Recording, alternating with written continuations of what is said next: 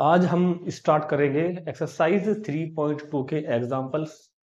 ठीक है, class 12 maths NCERT की बुक में से हम चैप्टर कर रहे हैं अपना मैट्रिक्स। ठीक है, और 3.2 की इंट्रोडक्शन वीडियो हमने इससे पहले बना ली थी, वो आपने देख ली होगी। जिन्होंने नहीं देखी वो जरूर उसको देखें, तभी आपको 3.2 की एग्जाम्पल समझ में आएंगे। 8 से लेकर 19 तक के एग्जाम्पल, 10 एग्जाम्पल हम इस वीडियो में करेंगे। हर तरह के एग्जाम्पल यहाँ पर हैं। और अगर कोई थोड़ी बहुत कसर, थोड़ी बहुत कमी इंट्रोडक्शन में रह गई होगी ना, तो वो अब एग्जाम्पल में पूरी हो जाएगी। जैसे कि competitive law of addition, competitive law of multiplication कब होल्ड करेगा कब नहीं करेगा, मैंने आपको समझाया था, लिखवाया था। फिर उसका एक एप्लीकेशन हम इन एग्जाम्पल में देखेंगे, तो और कंसेप्ट यहाँ पर हमारे क्लियर हो जाएंगे। ठीक है, एक बात और, कुछ एग्जांपल हमने उस वीडियो में कर लिए थे, पहले वाली वीडियो में ही हमने एग्जांपल नंबर 6, 7 उसमें कर लिए हैं, और 12 उसमें कर लिया है, 15 में हमने उसमें पूरा कर लिया है। बाकी एग्जांपल हम अब देखते हैं। तो पहले एक बार जरूर वो वीडियो देख लेना इंट्रोडक्शन वाली, और अब शुरू करते हैं एग्जांपल्स। तो आज की वीडियो का पहला एग्जांपल है एग्जांपल नंबर 8। कहता है कि if A is equal to this matrix and B is equal to this matrix then find the matrix X. Matrix X, ये है कैपिटल एक्स, मैट्रिक्स का नाम है ये फाइंड करना है हमको, सच दैट कि 2a plus 3s is equal to 5b के हो जाए। भाई ए और बी तो गिवन है ना, तो x ऐसा बताओ कि 2 into matrix A plus 3 into matrix X is equal to 5 into matrix B. तो हम उसी चीज का इस्तेमाल करते हुए चलेंगे। देखो क्वेश्चन थोड़े यहाँ पर बड़े होंगे, तो मेरे को पूरा बोर्ड को यूज करते हुए चलना पड़ेगा। ठीक है, तो सुनो, वो कह रहा है गिवन में हमसे, क्या कह रहा है वो, 2a plus 3x is equal to 5b। देखो जिस तरह हम लोग एलजेब्रिक इक्वेशन सोल्व करते हैं ना एक्स वाई जेड में, सिंपल उसी तरीके से हम मैट्रिक्स इक्वेशन को भी सोल्व करेंगे बिल्कुल। 2a, देखो ये a है, तो 2a कितना होगा, मैंने आपको स्केलर मल्टीप्लिकेशन समझाया था पिछली वीडियो में। स्केलर मल्टीप्लिकेशन 2 से मल्टीप्लाई होगी हर एलिमेंट को, तो ये मैट्रिक्स क्या बन जाएगा, 16 0, और 2 4 जा 8, और 2 2 जार -4, 2 3 जार 6, 2 6 जार 12। ठीक है, 2 से मल्टीप्लाई करके plus three X is equal to 5b। तो 5 से मल्टीप्लाई कर दो, 5 टू द 10, 5 टू द 10, 5 4 द 20, 5 टू द 10, 5 5 द 25, 5 1 द 5। क्लियर। अब अपने को वैल्यू फाइंड करनी है एक्स की, तो जिस तरह हम एल्जेब्रिक इक्वेशन सोल्व करते हैं, हमने इस मैट्रिक्स को उधर पर उधर शिफ्ट कर दिया। तो ये हो जाएगा 3x इज इक्वल टू 10 -10 20 10 -25 और 5। और जब ये मैट्रिक्स इधर जाएगा तो मैट्रिक्स का साइन चेंज होगा, मैट्रिक्स का साइन चेंज कभी आप अंदर के कर दो ना, मैट्रिक्स बाहर प्लस का है ना, तो मैट्रिक्स का हमने साइन चेंज कर दिया, माइनस लगा दिया। ठीक है, हो गया बात। और अब इन दो मैट्रिक्स की सब्ट्रैक्शन समझाई थी क्या, कोरस्पॉन्डिंग एलिमेंट को सब्ट्रैक्ट करेंगे। तो 10 -16 -6 -10 -0, तो -10, 20 -8 तो 12, 10 माइनस और माइनस प्लस हो जाएगा 4 तो 14, 25 -6 तो 31, और 5 -12 -7। ठीक हो गया। ये हमने क्या किया, इस मैट्रिक्स में से उसको हमने क्या कर दिया, माइनस कर दिया। 3 गया अपोन में नीचे, तो x इज इक्वल टू क्या बन जाएगा, 1/3 -6 -10 12 14 -31 और -7। तो ये हमने x मैट्रिक्स को फाइंड कर दिया, यही क्वेश्चन का आंसर आ जाएगा। हाँ, अगर प्रॉब्लम ये है कि इस स्केलर को, इस 1/3 को हम बाहर ही छोड़े या अंदर लेके जाएं, तो वो तुम्हारी इच्छा है। इसको चाहे बाहर मल्टीप्लाई में ऐसे ही रहने दो, या इसको मल्टीप्लाई अंदर कर दो। अगर इसको मल्टीप्लाई अंदर करते हो तो 1/3 से मल्टीप्लाई होगी हर एलिमेंट को, यानी कि हर एलिमेंट को सॉरी, हर एलिमेंट को 3 से डिवाइड हो जाएगी। मैं देख लेता हूँ एक बार, जिस तरह बुक में आंसर लिखा होगा ऐसे लिख दूंगा। तो उन्होंने देखो 3 को अंदर ले गए हैं वो लोग, तो मैं भी 3 को इसको अंदर ले जा रहा हूँ। तो x की वैल्यू क्या बन जाएगी, -6 को डिवाइड 3 से, तो क्या हो जाएगा, -2, इधर माइनस के 10/3, ये वाला 4, और ये 14/3, और माइनस के 31/3, माइनस के 7/3। ये जरूरी नहीं था वैसे, क्योंकि बुक से आंसर मैच करा दे मैंने तुम्हें, इसलिए मैंने इसको अंदर ले गया। तो ठीक है, नोट करेंगे इसको। देखते हैं अगला example. Find x and y if x plus y this matrix and x minus y this matrix, these equations called matrix equation. ये मैट्रिक्स की फॉर्म में इक्वेशन लिखी हुई है। तो matrix x plus matrix y करके ये आया है, matrix x minus matrix y करके ये आया है। तो मैट्रिक्स x और मैट्रिक्स y हमको फाइंड करने हैं, जिस तरह हमने क्लास 10th में एलिमिनेशन मेथड किया था ना। Elimination method x plus y equal to 6 and x minus y equal to 2, तो इनको हम सोल्व करते थे। ऐड कर दो, वाई से वाई कैंसिल हो जाएगा, एक्स और एक्स 2x, 6 और 2 8, तो एक्स की वैल्यू 4 आ जाएगी। ऐसे इसको सोल्व करेंगे। ये मान के चलो कि ये फर्स्ट इक्वेशन है, ये सेकंड इक्वेशन है, and we use elimination method. तो when we add first and second, हमने क्या किया, फर्स्ट और सेकंड को ऐड किया, तो लेफ्ट का तो लेफ्ट में प्लस कर देना ऐसे बहुत प्यार के साथ, X plus Y plus X minus Y, ठीक है, लेफ्ट प्लस लेफ्ट, और right plus right, right side को राइट में प्लस कर दो। 5209 में प्लस करूंगा मैं 360 माइनस 1। दो मैट्रिक्स के एडिशन के बारे में हम सब बातें पहले कर चुके हैं।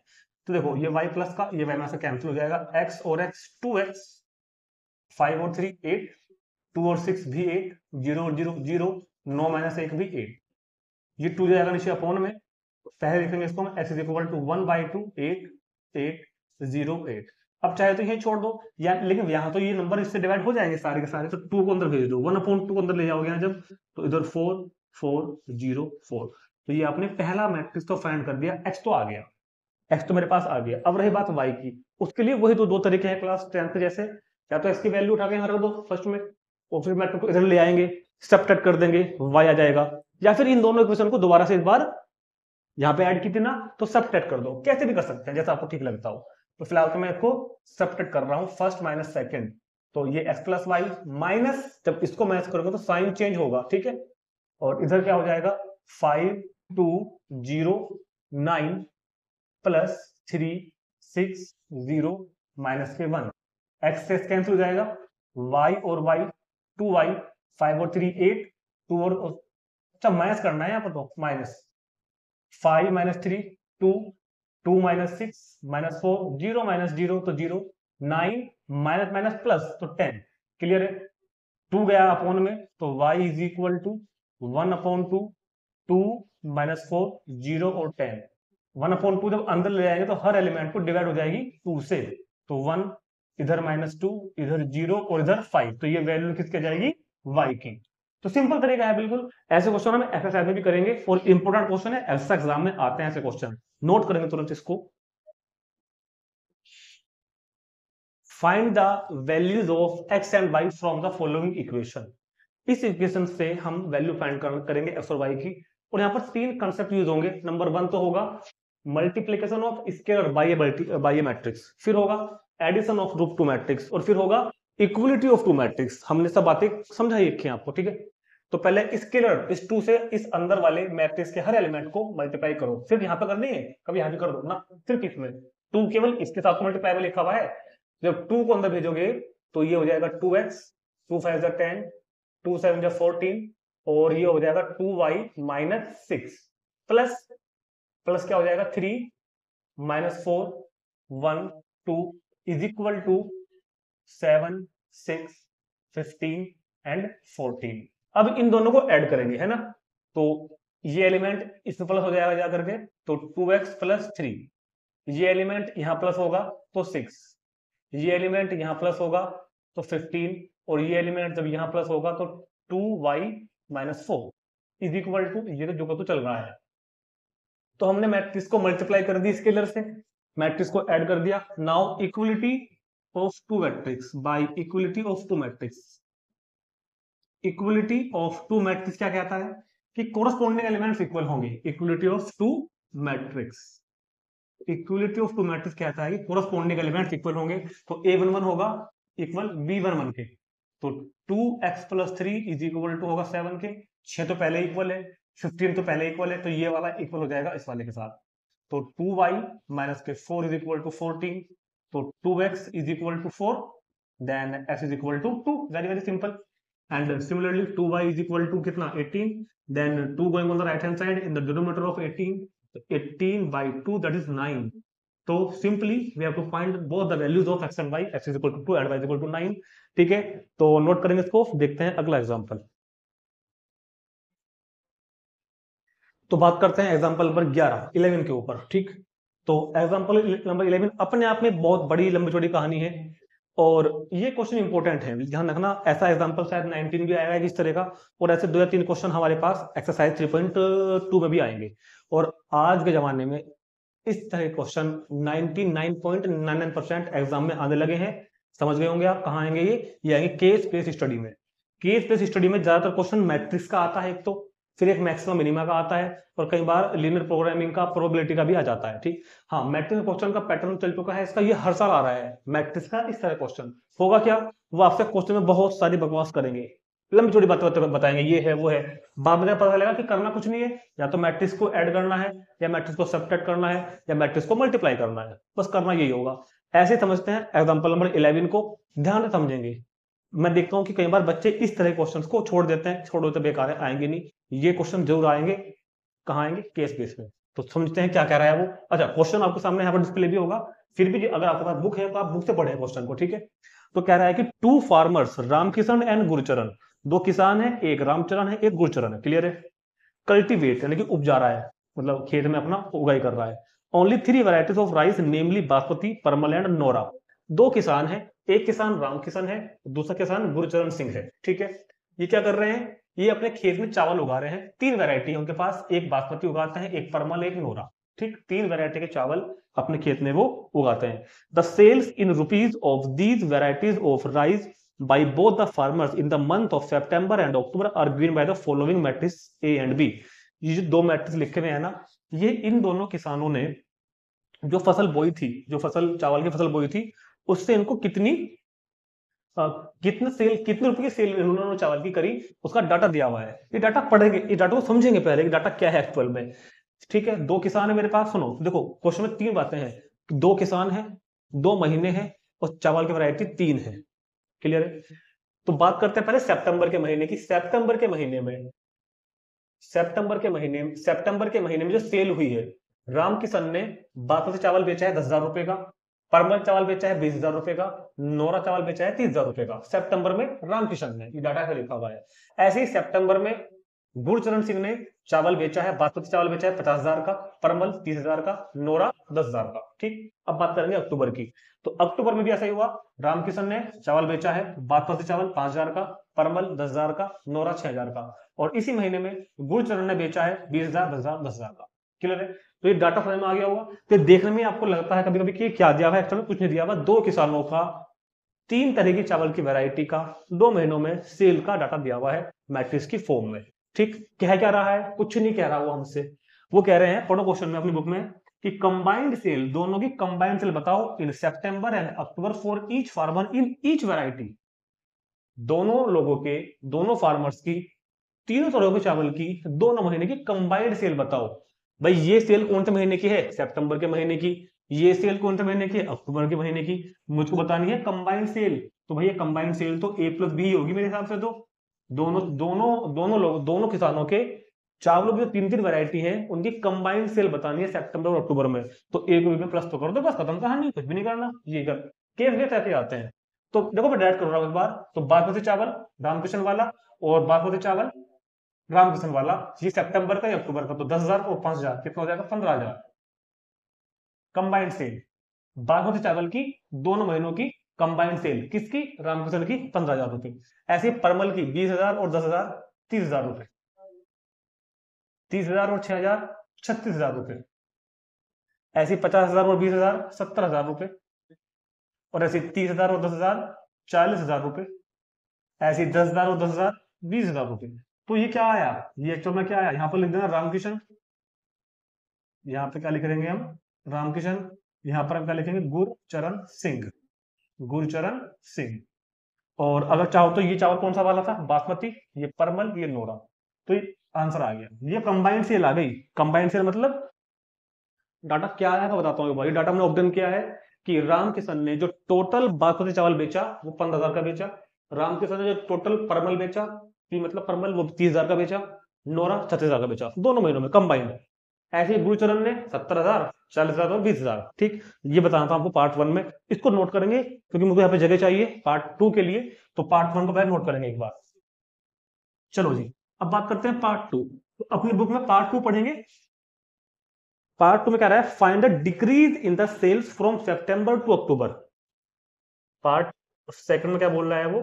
पार्ट सेकंड में कह रहा है कि डिक्रीज, कमी बतानी है सितंबर के महीने से अक्टूबर में कितनी कमी आई। From September to October, length को समझना। वो अक्टूबर, फ्रॉम अक्टूबर टू सितंबर नहीं बोल रहे हैं, वो बोल रहे हैं फ्रॉम सितंबर टू अक्टूबर। तो इस बात को किससे नोट करोगे? A - B से। कि चावल की सेल में, देखो हमको दिख रहा है डाटा, यहाँ 10,000 यहाँ कम हो गया 5,000, परमल में यहाँ 20,000 यहाँ कम हो गया, नोरा में 30,000 यहाँ 6 हो गया, कम हो रहा है। तो सितंबर से अक्टूबर के महीने में चावल की सेल में कितनी कमी आई ये बताना है। तो ए माइनस बी, तो 10,000 में से 5,000 घटाओ तो 5,000 बचेगा, 20 में से 10 घटाओ तो 10 बचेगा, 30 में से 6 घटाओ तो 24,000 बचेगा, ठीक है। ऐसे 50 में से 20 घटाओ तो 30,000 बचेगा, 30 में से 10 घटाओ तो 20,000 बचेगा, 10 में से 10 घटाओ तो 0 बचेगा। ये किसका था चावल? रामचरण का, ये गुरचरण का, ये बासमती, ये परमल, ये नोरा।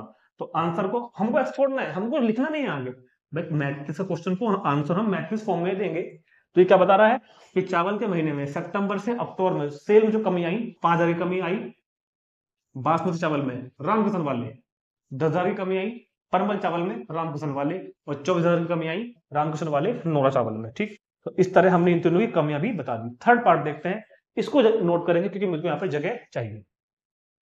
चलो थर्ड पार्ट में क्या कहता है?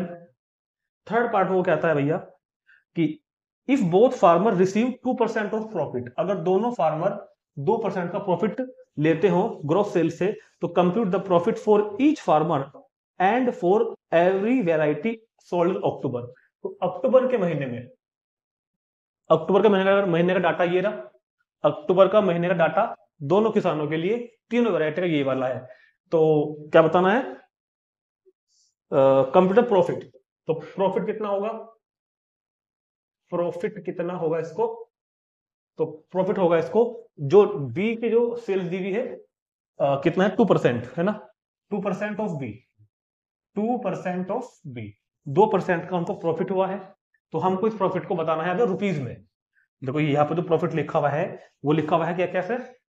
ये तो सेल लिखी हुई है, ये लिखी हुई है सेल, अक्टूबर के महीने की सेल ये रही, प्रॉफिट हुआ है 2%। अब मेरे को इनको नंबर से बताना है कितना कितना प्रॉफिट हुआ। तो 2% ऑफ बी मतलब, तो परसेंट का मतलब होता है 2/100 ऑफ बी, 2/100 मीन्स 0.02, ऑफ का मतलब मल्टीप्लाई, और ऑफ बी, बी मतलब 5,000, यहाँ पे जगह कम बच जाएगी ना, तो यहाँ पर कर देता हूँ है ना, कितना आएगा? 0.02 इंटू कितना? 5,000, 5,000, 10,000, 6,000, तो 20,000। प्रॉफिट परसेंटेज ऐसे फाइंड करते हैं, 10,000, और ये भी कितना हो जाएगा? 10,000, ठीक है। तो यहाँ लिख देता हूँ प्रॉफिट का, जब 5,000 को इससे मल्टीप्लाई करोगे ना तो 100 रुपीज आ जाएगा। जो कैलकुलेशन है, मैं थोड़ा पॉइंट वॉइंट में फिलहाल टाइम वेस्ट नहीं करना चाहता, मल्टीप्लाई करते रहना, 0.02 की मल्टीप्लाई हर एलिमेंट में हो जाएगी, तो ये वैल्यू ऑब्टेन हो जाएगी 200, 120, 400, 200। तो प्रॉफिट अक्टूबर के महीने में दोनों किसानों को, रामचरण को ऊपर वाला प्रॉफिट हुआ है अपने अपने चावलों की वैरायटीज के अकॉर्डिंग 100 रुपए, 200 रुपए, 120 रुपए, और गुड़चरण को ये नीचे वाला डाटा, ठीक है। तो नोट कर लेंगे इसको। देखते हैं नेक्स्ट क्वेश्चन, एग्जाम्पल 30। तो हमने 8, 9, 10, 11 तो कर लिए हैं, 12 पहले हो चुका था हमारा, 13 भी अब हो जाएगा, ठीक है।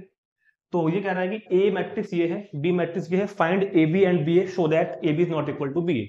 तो ए बी और बी ए की मल्टीप्लाई बी में और बी की मल्टीप्लाई ए में करनी है एक तो, है ना, और शो करना है दोनों की वैल्यू नॉट इक्वल है। तो ये मैंने आपको बताया भी था वैसे, इंट्रोडक्शन वीडियो में समझाया था कि ए बी और बी ए मतलब मैट्रिक्स की मल्टीप्लाई कम्यूटेटिव नहीं होती। तो A B is not equal to B A तो हमको होता ही है, मगर हमको ये चीज यहाँ वेरीफाई करके दिखानी है। मैंने उस टाइम कहा भी था कि इस चीज को हम एग्जाम्पल में वेरीफाई कर देंगे। तो वहां पर मैंने आपको केवल बताया था कि matrix multiply is not commutative and now we have to verify this, ठीक है। इसको हम वेरीफाई भी कर रहे हैं इधर। तो मैट्रिक्स की मल्टीप्लाई करने के लिए, अगर किसी को मैट्रिक्स की मल्टीप्लाई करनी भी नहीं आई, प्लीज जाकर एक बार इंट्रोडक्शन वीडियो जरूर देखें 3.2 की, ठीक। तो उसमें मैंने बताया था, एक बार फिर से बता रहा हूं, वैसे ये काम करना नहीं है, मतलब ये प्रैक्टिकल पर्पज में काम करते नहीं है, मेंटली कर लेते हैं खाली, कि ये साइज कितना है इसका 2/3 और इसका साइज कितना है 3/2। तो पहला मैट्रिक्स 2/3 का है, दूसरा 3/2 का है, ये ए का ऑर्डर है, ये बी का ऑर्डर है। तो ए बी डिफाइन होने के लिए, मल्टीप्लाई करने के लिए क्या जरूरी था? Number of column in A and number of row in B, ये इक्वल होना जरूरी है, जो कि यहाँ पे है, मतलब ए बी फाइंड हो जाएगा। अगर हम बी की बात करें कि क्या बी ए फाइंड होगा, इसका ऑर्डर लिखो, ये बी का ऑर्डर है, ये ए का ऑर्डर है, हाँ बी भी फाइंड हो जाएगा। ये सब बातें हमने पहले कर ली थी, ये सब बातें हम पहले कर चुके हैं। यहाँ पर जो ए बी बन के आएगा वो बन के आएगा 2/2 का। अब जो ए बी आने आएगा वो आएगा 2/2 का, और यहाँ पर बी ए आएगा वो आएगा 3/3 का। ठीक है, तो ये बात तो ये दिख गई कि ए बी और बी तो इक्वल होंगे ही नहीं, क्योंकि ये 2/2 का होगा, वो 3/3 का होगा, ये कैसे इक्वल हो जाएंगे। ठीक, तो वैसे इसको हम करके दिखाएंगे। तो जिसको ये बात समझ में नहीं आई है वो इंट्रोडक्शन वीडियो जरूर देख लेना एक बार। अब हम इनकी मल्टीप्लाई करेंगे ए बी की और फिर बी ए की। चलो जी, तो इधर मल्टीप्लाई करते हैं ए की बी में, तो मैट्रिक्स 1 -2 3 -4 2 5 इंटू मैट्रिक्स बी लिख लो 2 3। देखो अभी शायद तुमको मैट्रिक्स की मल्टीप्लाई करने की प्रैक्टिस नहीं हुई है, तो जब तक प्रैक्टिस ना हो 2 3 4 क्वेश्चन तक करने में अगर प्रैक्टिस ना हो तो एक काम कर लिया करो कि जैसे मेरे को ए की मल्टीप्लाई बी में करनी है, तो ए का ऑर्डर कितना है 2/3, बी का ऑर्डर कितना है 3/2, तो मैट्रिक्स मल्टीप्लाई पॉसिबल तो है, वो तो पता चल जाएगा इनसे। जो मैट्रिक्स बन के आएगा ए बी मैट्रिक्स वो किस ऑर्डर का आएगा 2/2 का। तो इससे आपको ये अंदाजा हो जाएगा कि हमको जो मैट्रिक्स अब बनाना है मल्टीप्लाई करके जो बन के आएगा वो 2/2 का आएगा, मतलब कुछ ऐसा बन के आएगा, ऐसा है ना, कुछ ऐसा बन के आएगा 2/2 का, 2 रो आएंगी 2 कॉलम आएंगी, इतना आइडिया आपको हो जाएगा। और ये जरूरत पड़ेगी केवल 2 3 क्वेश्चन करने में, फिर तो प्रैक्टिस हो जाएगी अपने आप ही। ठीक है, तो वैसे मैंने समझाया था सब कुछ पहली वाली वीडियो में, देख लेंगे एक बार उसको। चलो जी, क्या बताया था, रो 1 की मल्टीप्लाई कॉलम 1 में, क्लियर है ना, रो 1 के एलिमेंट्स मल्टीप्लाई कॉलम 1 में, बहुत ध्यान से करनी है, बहुत ध्यान से। 1 की मल्टीप्लाई 2 में तो 2, -2 की इस वाले 4 में तो -8, और इस 3 की 2 में तो 6। समझ में आ गई बात, ये सब बातें हमारी पहले देखो हो चुकी हैं इंट्रोडक्शन वीडियो के अंदर, एक बार जरूर देख लेंगे। अब इस रो की मल्टीप्लाई इस कॉलम में क्यों होती है सब समझा रहे मैंने वहां पर। 1 की 3 में 3, -2 की 5 में 10, 3 की 1 में 3। ठीक है, चलो अब सेम यही काम करना है इस रो को लेके, इस रो की इस कॉलम में इस रो की मल्टीप्लाई इस कॉलम में कोरस्पॉन्डिंग एलिमेंट्स की, -4 की 2 में, -8 2 की 4 में, 8 5 की 2 में, 10। ठीक है, अब इस वाले रो की इस कॉलम में -4 की 3 में, -12 2 की 5 में, 10 5 की 1 में, 5, ये भी कैंसिल, ये भी। ठीक है, तो ये सोल्व कर लो इसको। ए बी की वैल्यू फाइनली आने वाली है हमारे पास, फाइनली 6 और 2 8 में से 8 गया 0, 3 और 3 6 में से 10 गए -4, और ये कट जाएगा इससे, तो 10 15 में से 12 गए 3, तो ये वैल्यू तो आ जाएगी ए बी की। मैं चेक कर लेता हूँ एक बार, क्योंकि देखो कैलकुलेशन वाले क्वेश्चन में चेक कर लेना चाहिए। ठीक है, बिल्कुल ए बी फाइंड हो गया। देखो जो मैट्रिक्स मल्टीप्लाई में आपको इतनी डिटेल में समझा रहा हूँ ना अभी कि भैया ऐसे कर लो वैसे कर लो, आने वाले एक्सरसाइज में और क्वेश्चंस में जब हम कम से कम 8-10 क्वेश्चन कर चुके होंगे ना, तो हमको पूरे चैप्टर में, बल्कि इससे अगले चैप्टर में भी मैट्रिक्स की मल्टीप्लाई ही करनी है। वहां पर मैं डायरेक्ट क्या करूंगा, डायरेक्ट मतलब मैं केवल ये देखूंगा ना, तो मैं ये लाइन लिखूंगा ना, मैं डायरेक्ट ये लिख दूंगा। ये सारा काम मैं मन में कर सकता हूँ और तुम भी करोगे 8-10 क्वेश्चन करने के बाद में, अभी नहीं हो पाएंगे। चलो अब फाइंड करेंगे बी ए। अब बी ए को फाइंड करने के लिए पहले बी लिखो, 2 3 4 5 2 1। बी की मल्टीप्लाई ए में करनी है, ए कितना है 1 -2 3 -4 2 और 5। तो जो जो मैट्रिक्स बनेगा बी ए रिजल्टिंग मैट्रिक्स वो बनेगा 3/3 का इस बार, है ना। तो 3 रो आने वाली है, 3 कॉलम आने वाले हैं।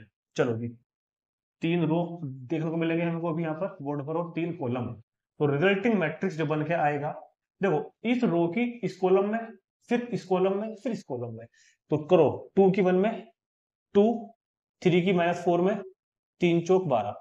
अब इसी की करो इस वाले कॉलम में, 2 की -2 में 4, 3 की 2 में 6। अब इसकी करो इस कॉलम में, 2 की 3 में 6, 3 की 5 में 15। क्लियर है बात, क्लियर है। इस रो का काम खत्म हो गया। अब पकड़ो इस रो को, इसको पकड़ो, इस रो की इस कॉलम में 4 की 1 में 4, 5 की 4 में 20, 4 की -2 में 8, 5 की 2 में 10, 4 की 3 में 12, 5 की 5 में 25। अब से मैं ये लाइन नहीं खींचूंगा, है ना, ये लाइन नहीं खींचूंगा मैं। अब इस रो का नंबर आया, पहले करेंगे इस कॉलम में, तो 2 की 1 में 2, 1 की 4 में 4, 2 की 2 में -4, 1 की 2 में 2, 2 की 3 में 6 और 1 की 5 में 5।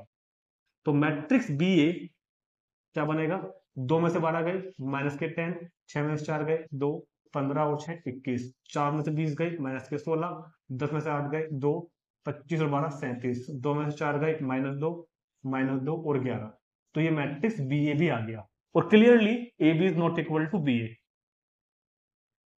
क्लियरली दिख रहा है साफ साफ कि A B is not equal to B A. तो ये हमने क्वेश्चन पूरा कर दिया और ये बात वेरीफाई भी होगी कि matrix multiplication is not commutative. Check कर लेता हूं मैं जरा एक बार। चलो जी ठीक है, बिल्कुल ठीक है, ठीक है, ठीक। चलो देखते हैं अगला एग्जांपल, वो भी लगभग लगभग शायद ऐसा ही है।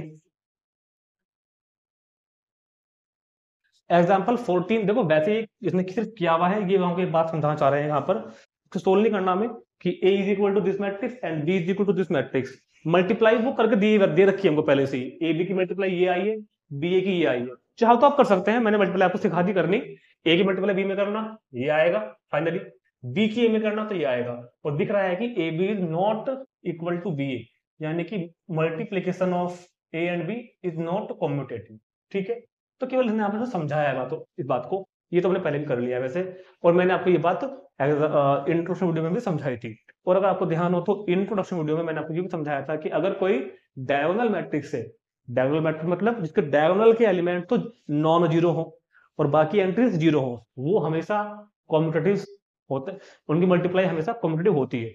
अगर दो मैट्रिक्स डायगोनल मैट्रिक्स है तो उन दोनों की मल्टीप्लाई कॉम्यूटेटिव होगी, हमेशा होगी, ए बी और बी ए इक्वल आएंगे। ऐसा हमने आपको समझाया था, एग्जाम्पल भी दिखाया था करके, कहां पर 3.2 की इंट्रोडक्शन वीडियो के अंदर। ठीक, तो वो देख लेंगे एक बार, आपने जो देख भी ली होगी वैसे तो बच्चों ने, तो जिन्होंने नहीं देखी वो देख लेंगे एक बार। और ये एग्जाम्पल तो हो ही गया, चलते हैं नेक्स्ट 16 एग्जाम्पल पर। देखते हैं एग्जाम्पल नंबर 16 कह रहा है कि matrix A is equal to 1 1 -1 2 0 3 3 -1 and 2। B matrix है 1 3 0 2 -1 4 एंड मैट्रिक्स सी है 1 2 3 -4 2 0 -2 और 1। और find the value of A into B C. ठीक है, और ए बी इंटू, मैंने गलत लिख दिया शायद, नहीं नहीं नहीं ठीक है, A into B C and A B into C. तो और फिर शो दैट करना है कि ये तीनों इक्वल आए हैं, ए बी इंटू सी और ए इंटू बी सी की वैल्यू इक्वल आई है। तो इसको तरफ कर दो यहाँ से, लिखा हुआ है। ठीक है, 7 8 19 तीनों ही करने हैं इसके बाद। तो क्वेश्चन तो हमारा होगा, तो क्वेश्चन बड़ा क्वेश्चन है। पहले बी और सी की मल्टीप्लाई करनी है, जो आएगा उसकी ए में करनी है, फिर ए और बी की करनी है, जो आएगा उसकी सी में करनी है। मतलब एक तरीके से ये एसोसिएटिव लॉ बन रहा है किसका, मैट्रिक्स मल्टीप्लाई का, और ये इक्वल होता है, ये मैंने आपको समझाया था पहले भी। तो कोई बात नहीं, क्वेश्चन बड़ा है कैलकुलेशन के पॉइंट ऑफ व्यू से, मगर है बहुत सिंपल। करते हैं स्टार्ट, कोई दिक्कत नहीं है। पहले मैं फाइंड करूंगा बी इंटू सी, पहले मैं इसको फाइंड करता हूँ, है ना, बी इंटू सी को बहुत ध्यान से देखेंगे, थोड़ा सा मैं तेजी से कर दूंगा काम। बी सी, तो मैंने बी लिखा पहले 1 3 0 2 -1 4।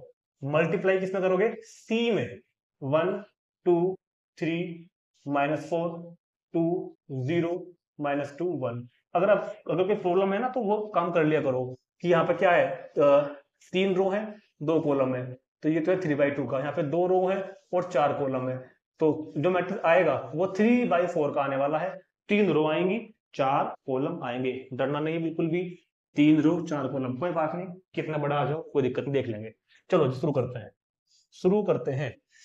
इस रो की पहले रो की इस कॉलम में होगी, फिर इस कॉलम में, फिर इस कॉलम में, फिर इस कॉलम में, कोरस्पॉन्डिंग एलिमेंट की 1 3 की 1 2 में, 1 की 1 में 1, 3 की 2 में 6, 1 की 2 में 2, 3 की 0 में 0, 1 की 3 में 3, 3 की -2 में 6, 1 की -4 में -4, 3 की 1 में 3। कोई दिक्कत नहीं है, बहुत इजी काम है। तो क्या करा है मैंने, अब पकड़ो इस रो को, कर दो फटाफट, इस रो की इस कॉलम में, फिर इसी रो की इस कॉलम में, फिर इस कॉलम में, फिर इस कॉलम में। तो 0 की 1 में 0, 2 की 2 में 4, अब 0 की इस 2 में 0, 2 की 0 में 0, 0 की 3 में 0, 2 की -2 में 4, 0 की 4 में 0, 2 की 1 में 2। नो प्रॉब्लम, बहुत सिंपल क्वेश्चन है। चलो जी, इस रो का नंबर आया -1 की 1 में -1, 4 की 2 में 8, -1 की 2 में -2, 4 की 0 में 0, -1 की 3 में -3, 4 की -2 में -8, -1 के -4 में 4 और 4 1 4। ठीक है, तो बीसी क्या बना मेरे पास, बीसी बना है मेरे पास 6 + 1 7, 2 + 0 2, 3 - 6 -3 -4 + 3 -4 + 3 कितना हो गया 1। ठीक है, कितना हो जाएगा ये वाला, कितना हो जाएगा ये वाला -1। चलो जी, 0 + 4 4, ये 0, ये -4, ये 2, 8 में से 1 गया 7, ये -2, ये -11, ये 8। तो ये मैंने पहले बीसी फाइंड कर लिया। ठीक है, ये मैंने पहले क्या फाइंड कर लिया, बीसी। अब हमको करना क्या है, A into BC.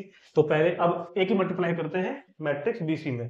Now now A into BC, तो पहले ए लिखो भैया। अब पहले ए लिखो, ए ये रहा 3/3 वाला, 1 1 -1 2 0 3 3 -1 और 2, ये ए हो गया। 1 1 -1 2 0 3 3 -1 और 2 इनटू करने किसमें है, बी में और बीसी में, ये बीसी आ गया।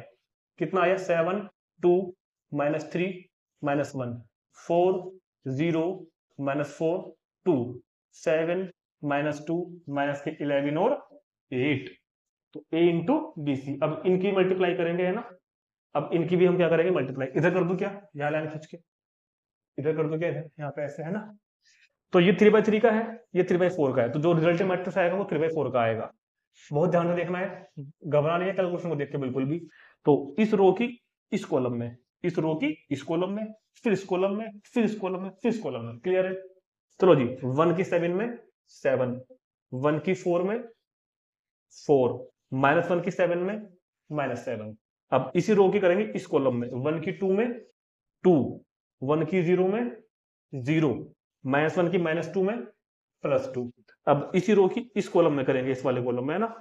1 की -3 में -3, 1 की -4 में -4, -1 की -11 में +11।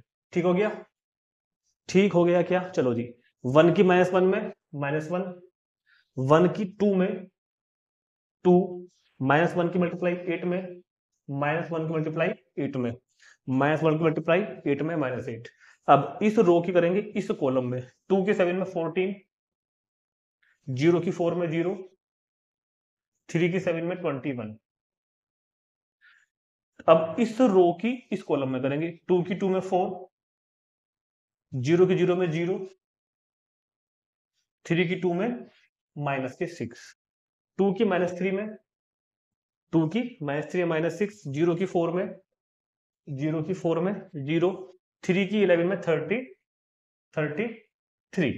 अब इस रो की उस कॉलम में करेंगे, 2 की -1 में 2 की -1 में -2, 0 की 2 में 0 और 3 की 8 में 24। तो 3 8 24। चलो जी, अब इस रो की इस कॉलम में 3 7 21, -1 की 4 में -4, 2 की 7 में 14। अब इस रो की इस कॉलम में करेंगे, 3 दूनी 6, -1 की 0 में 0, 2 की -2 में -4। अब इस वाले की इसमें करेंगे, 3 3 9, -+4, 2 की 11 में करोगे तो 11 दूनी 22।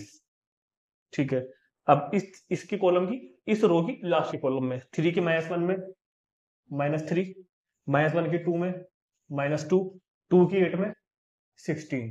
तो ये क्या किया था हमने, ये हमने किया था a इंटू बी सी। तो a इंटू बी सी की वैल्यू ये बनने वाली है, ये कट जाएगा तो 4, 2 और 2 4। ठीक है, 11 में 3 और 4 7, तो ये भी 4, और ये 1 और 8 9, तो -7।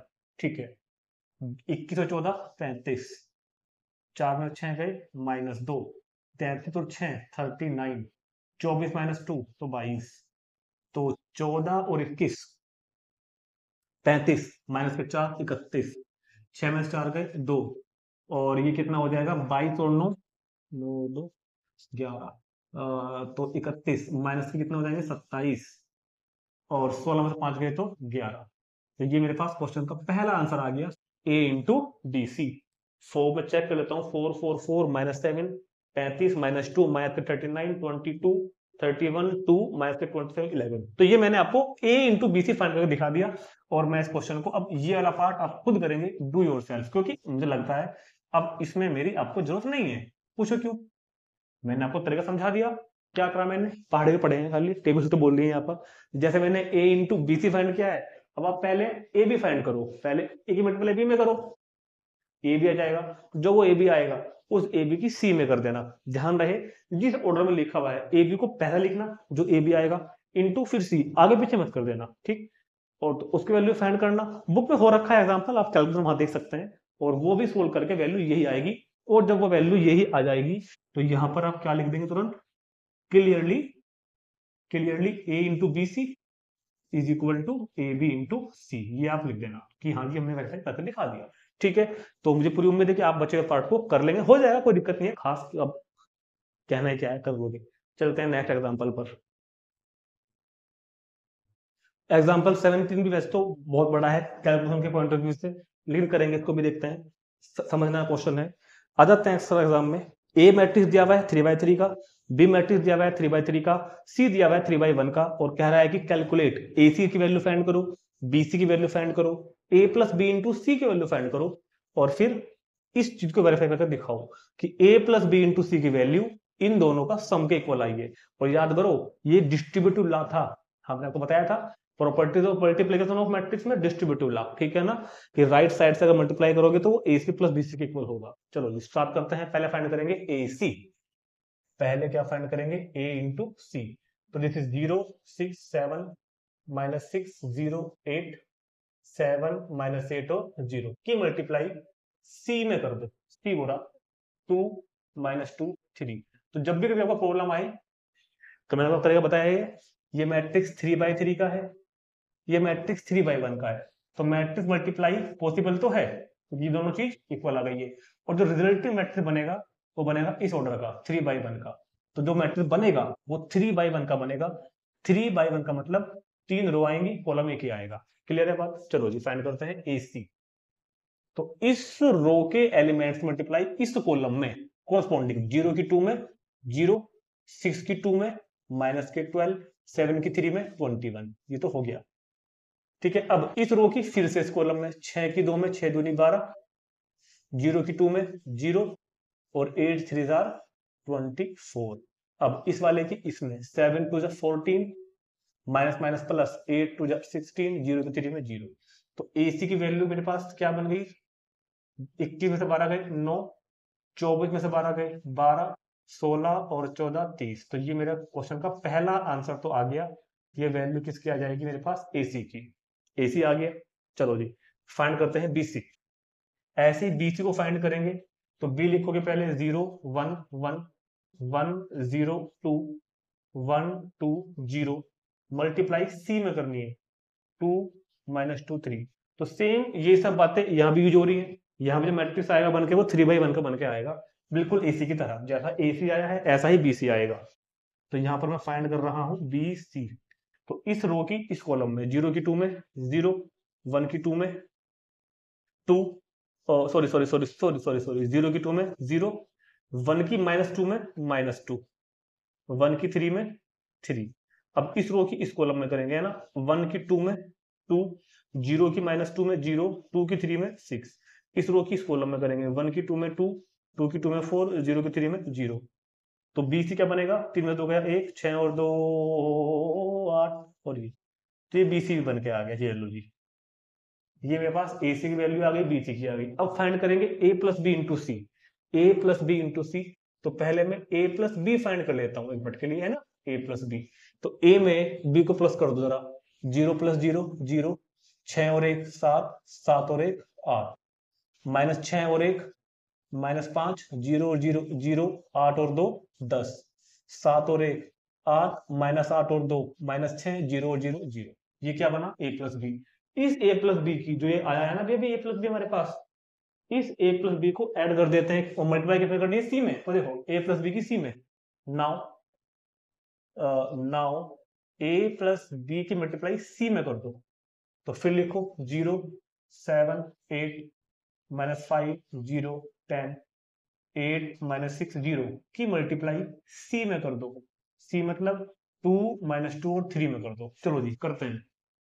तो 0 की 2 में 0, 7 की 2 में 7 2 14, 8 3 24, 5 की 2 में 5 2 10, 0 की 0, 10 3 30, 8 की 2 में 16, माइनस माइनस प्लस 6 दूनी 12 और ये 0। तो 24 में से 14 गई तो 10, 30 में से 10 गई तो 20, 12 और 16 कितनी हो जाएंगे भैया 28। तो ये वैल्यू किसकी आ गई a प्लस बी इंटू सी। अब हमारे पास तीनों वैल्यूज तो आ गई, क्वेश्चन का एक काम तो खत्म हो गया। अब इस चीज को वेरीफाई करना है, ठीक है। तो उसको वेरीफाई करने के लिए हम एक काम कर लेते हैं जरा सा। ये वेरीफाई करना है ना मेरे को, ये वेरीफाई करना है। तो पहले लिखते हैं लेफ्ट हैंड साइड क्वेश्चन की, जो ग्रुप प्रूव करना है। लेफ्ट हैंड साइड में बोल रहे हैं वो a plus B into C. तो ये तो मैं निकाल चुका हूं पहले, a plus B into C. ये तो आया निकल के, क्या आया है 10 20 और 28। और अब मैं फाइंड करूंगा इसकी आरएचएस। आरएचएस क्या है देखो, AC प्लस BC। आरएचएस है AC प्लस BC। तो AC कितना है ये लिखा हुआ 9 12 और 30, 9 12 और 30 plus BC।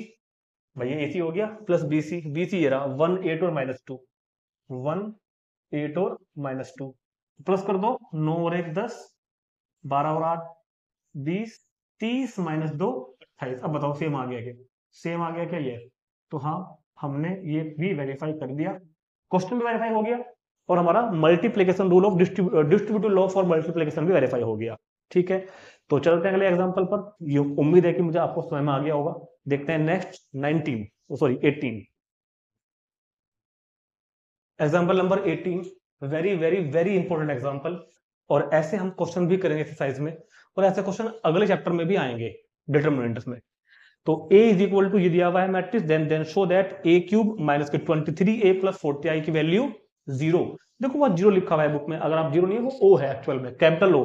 Capital O means zero matrix, ठीक है। तो इसकी वैल्यू क्या लगा दिखानी है, जीरो मैट्रिक्स। अच्छा ये i क्या है, i है आइडेंटिटी मैट्रिक्स। मैंने समझाया था आपको इंट्रोडक्शन वीडियोस में कि i को मानते हैं आइडेंटिटी मैट्रिक्स, ये वाला, जिसका डायगोनल तो क्या होता है 1 1 1, और बाकी सब एंट्री क्या होती है 0। और ये हमको किस साइज का लेना है, 2x2 का लेना है या 3x3 का लेना है, वो डिपेंड करता है क्वेश्चन पर। क्वेश्चन 3x3 का है तो 3x3 का लेंगे, क्वेश्चन 2x2 का होगा तो 2x2 का लेंगे। और आइडेंटिटी मैट्रिक्स हमेशा स्क्वायर फॉर्म में होता है, ठीक है। तो कुछ भी नहीं करना, पहले आप a क्यूब की वैल्यू फाइंड करो, क्योंकि हमको यहाँ पे a क्यूब चाहिए। और a क्यूब की वैल्यू कैसे फाइंड करेंगे, सुनो। कुछ बच्चे क्या करते हैं, a क्यूब के लिए इनका क्यूब कर देंगे, 1 का क्यूब 1, 2 का क्यूब 8, 3 का 27। नहीं, ऐसे नहीं होगा।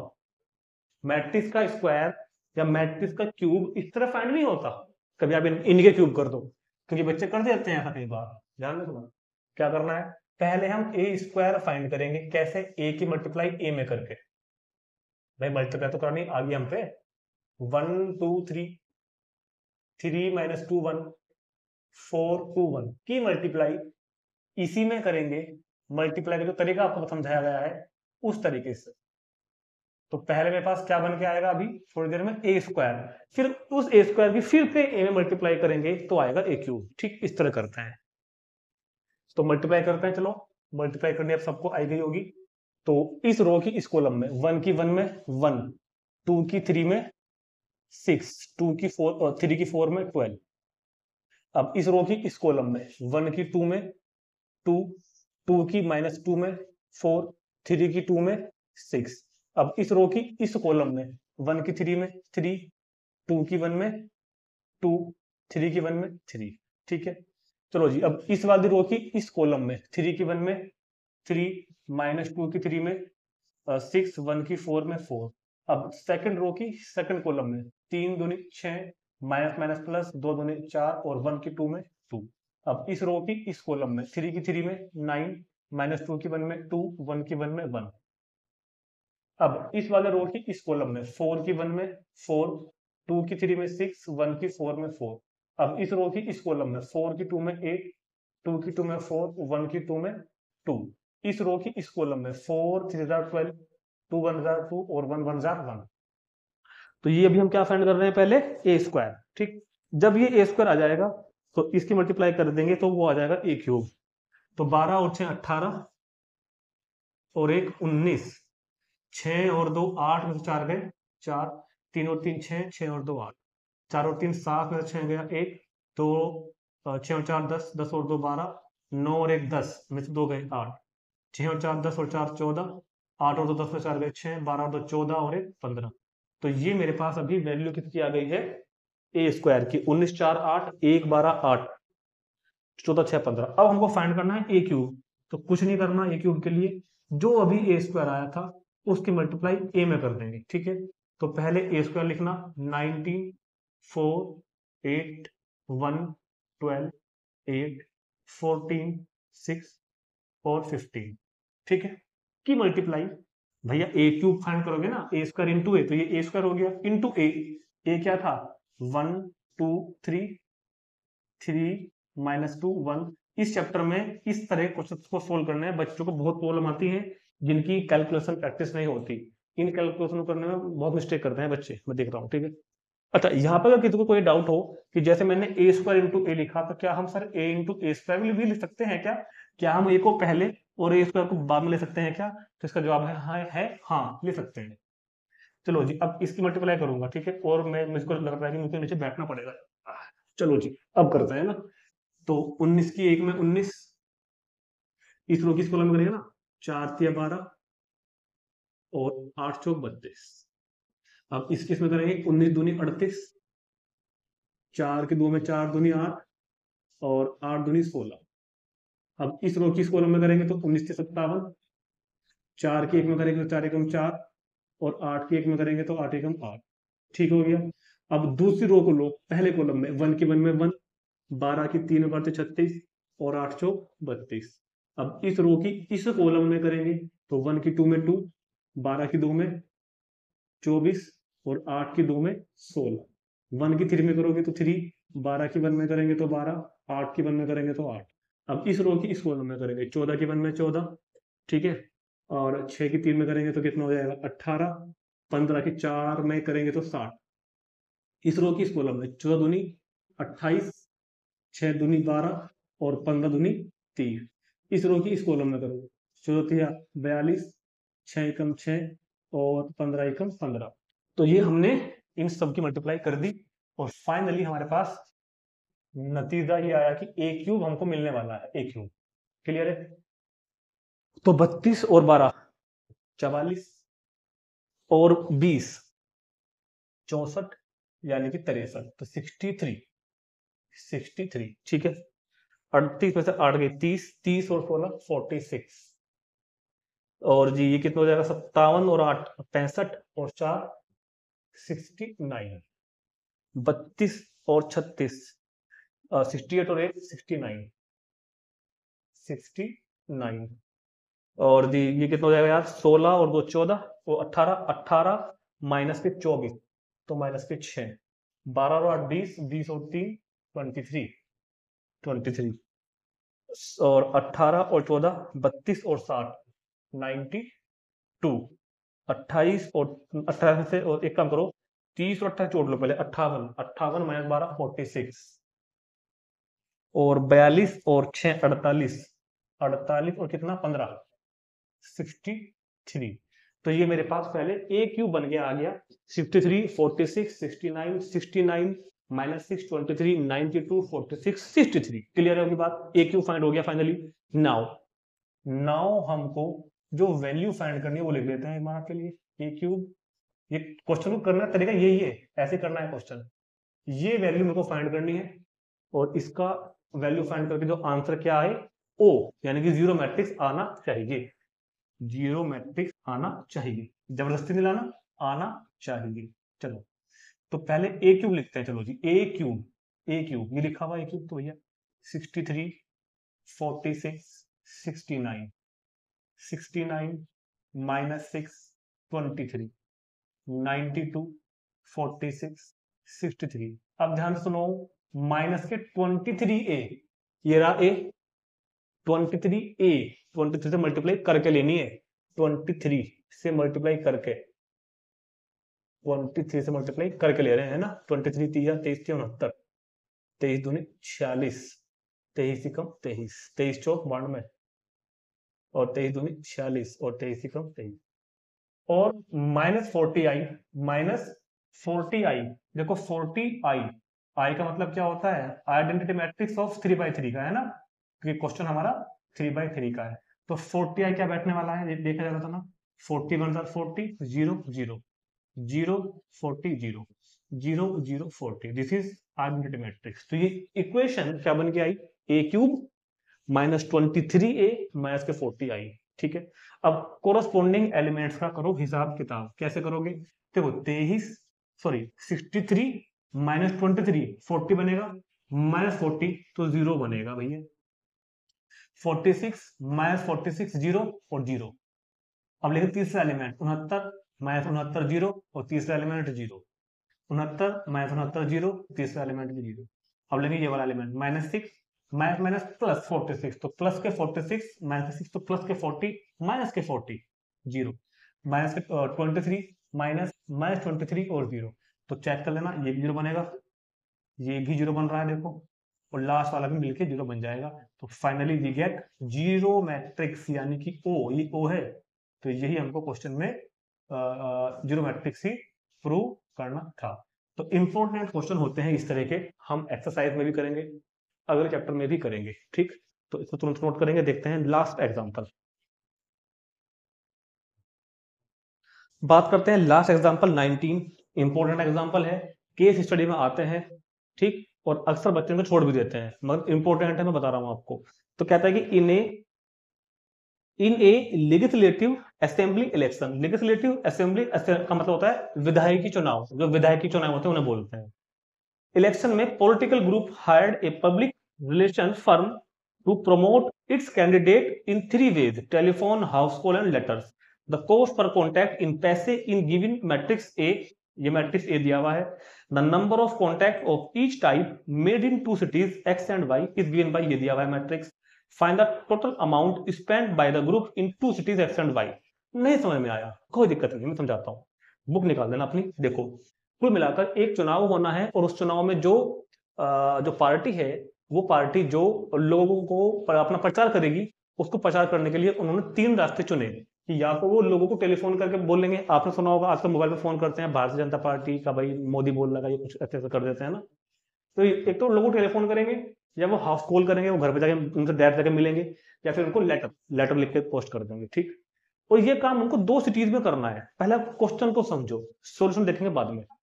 2 cities में हमको अपने चुनाव का प्रचार करना है, अपनी पब्लिसिटी करनी है। करने किस तरीके से है कि 2 सिटी है एक्स और वाई, सिटी एक्स में हम लोग टेलीफोन भी करेंगे, सिटी एक्स में हम हाउस कॉल भी करेंगे, सिटी एक्स में हम लेटर भी भेजेंगे। ऐसी सिटी वाई में भी हम यही तीनों काम करने वाले हैं, सिटी एक्स में सिटी वाई में। अब वो कह रहा है कि कॉस्ट पर कॉन्टैक्ट, एक कॉन्टैक्ट को टेलीफोन करने की जो कॉस्ट आती है, एक कॉन्टैक्ट को टेलीफोन करने की कॉस्ट है 40 रुपए। दूसरे सॉरी एक कॉन्टैक्ट को कॉल करने की जो खर्चा आ रहा है वो 40 रुपए आ रहा है। हाउस कॉल अगर मिलने जा रहे हैं फिजिकली तो 100 रुपीज खर्चा आ रहा है एक पार्टी को मिलने का, और अगर लेटर पोस्ट कर रहे हैं तो 50 रुपए खर्चा आ रहा है। ये काम हमको 2 सिटी पे करना है। पहले सिटी में हम 1000 टेलीकॉल करेंगे, 500 लोगों को हाउस कॉल करेंगे, 5000 लोगों को लेटर भेजेंगे सिटी एक्स में। पहले डाटा समझो, डाटा कैसे दिया हुआ है, ये इनका खर्चा दिया हुआ है, कॉस्ट। सिटी एक्स में टेलीफोन करेंगे 1000 लोगों को, हाउस कॉल करेंगे 500 लोगों को, लेटर पोस्ट करेंगे 5000 लोगों को। ऐसे ही सिटी वाई में टेलीफोन करेंगे 3000 लोगों को, हाउस कॉल करेंगे 1000 लोगों को, और लेटर भेजेंगे 10,000 लोगों को। 10,000 ही है ना, हाँ। तो ये कह रहा है कि find the total amount spent by the group in the 2 cities Y, city X और वाई में टोटल कितना कितना अमाउंट खर्च होगा, ये हमको बताना है। तो अगर आप इस क्वेश्चन को देखें तो इसमें ऐसा तो कहीं नहीं लिखा ना कि मैट्रिक्स बनाकर सोल्व करो, लेकिन क्योंकि क्वेश्चन तो मैट्रिक्स फॉर्म में दिया हुआ है तो मैट्रिक्स से सोल्व करना पड़ेगा। वैसे भी जब केस बेस आता है वहां पे कई बार लिखा भी आ जाता है कि यूज मैट्रिक्स, जो एडिशन वगैरह है उसको करके करना है। तो हम इसको मैट्रिक्स तक कैसे सोल्व करेंगे, हमको पता कैसे चलेगा कि मैट्रिक्स को प्लस करना है या मल्टीप्लाई करनी है या किसको किस में करना है, सब बताता हूँ अभी।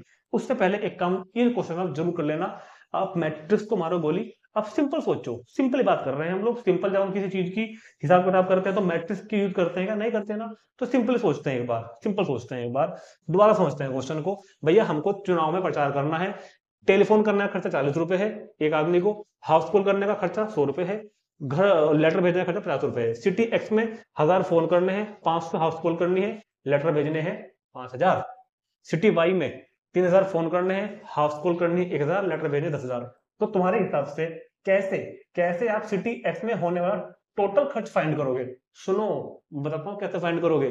क्योंकि आपको पता है कि सिटी एक्स में 1000 तो टेलीफोन करे जाएंगे और एक टेलीफोन का खर्चा 40 रुपए है। क्लियर है? फिर इस अमाउंट को हम प्लस करेंगे, पता किसमें?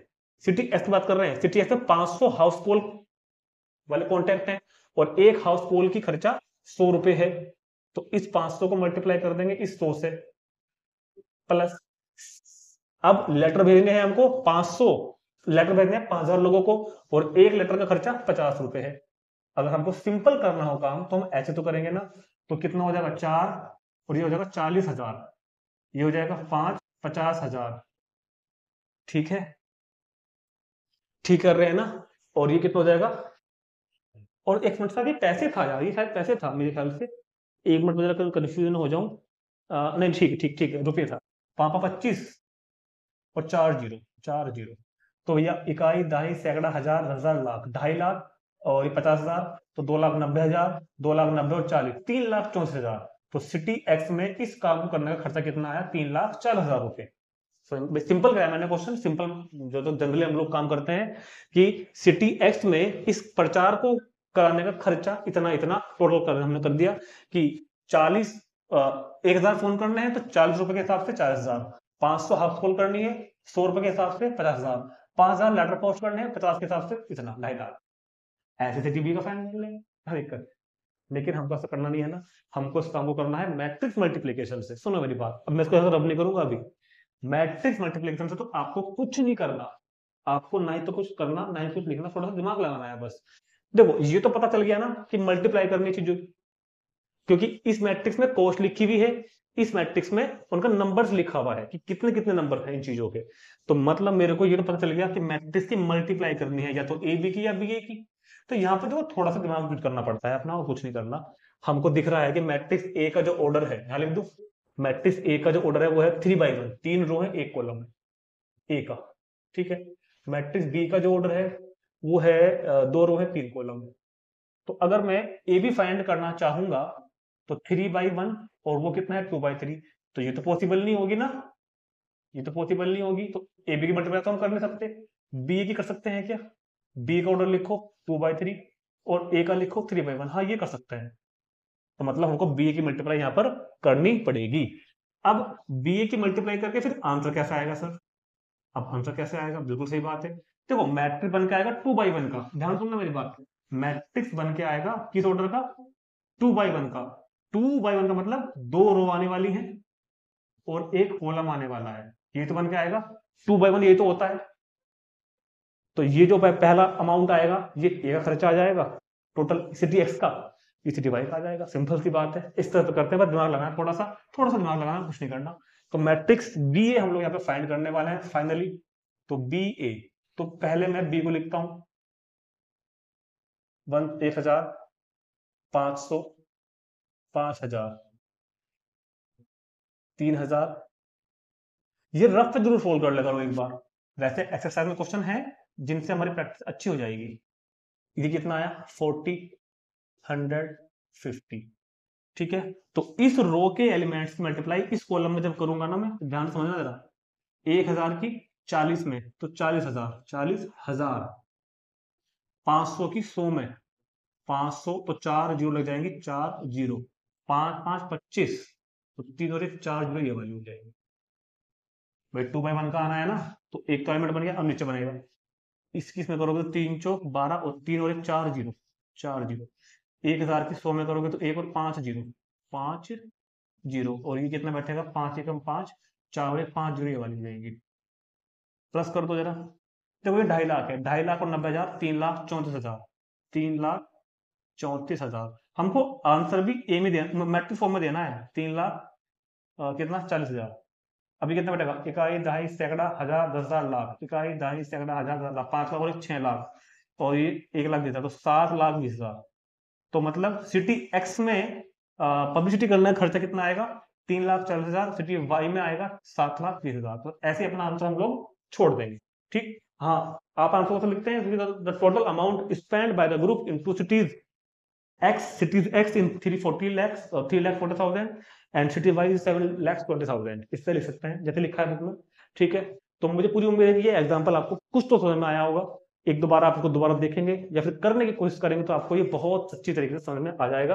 और इस तरह के क्वेश्चन अक्सर केस स्टडी में आते हैं। 2-3 क्वेश्चन हम वहां भी करेंगे। कहाँ पे करेंगे? एक्सरसाइज में। ठीक, तो एग्जाम्पल वीडियो कंप्लीट हो जाती है। जैसा भी इसमें फील किया है कमेंट करना जरूर बताना और ज्यादा से ज्यादा उसको शेयर करना। मिलते हैं नेक्स्ट वीडियो में 3.2 सॉल्यूशन में। Thank you.